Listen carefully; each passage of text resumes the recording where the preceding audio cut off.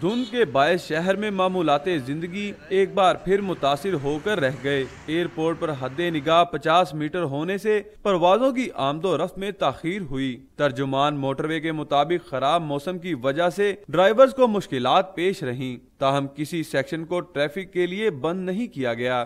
صبح دھند جی کافی جلدی جڑی ہے نا وہ آ گئی ہے تے لائٹاں آن کر کے اسی آئے ہیں تاکہ آہستہ آہستہ کوئی ایسا مسئلہ پیش نہ آئے۔ بہت احتیاط سے چلنا پڑتا ہے، پریشانی اور اس کا ٹھنڈ بھی زیادہ ہے تو تھوڑی ہے اپنا سردی کی وجہ سے پریشانی ہوتی ہے۔ شدید دھند اور خشک سردی سے تنگ شہری دعا گو ہیں کہ جلد از جلد بارش ہو اور انہیں موسمی بیماریوں سے نجات ملے۔ اس میں مطلب سانس لینے میں بھی گلے میں تکلیف ہے، تو پولوشن بھی ہے، دھند بھی ہے، تو بارش ہو جائے انشاءاللہ بہتر ہو جائے گا۔ خشک سردی ہے، جب تک یہ بارش نہیں ہوگی تو بیماریوں سے خاتمہ نہیں ہوگا۔ ہم اللہ تعالیٰ سے دعا کرتے ہیں کہ بارش ہو۔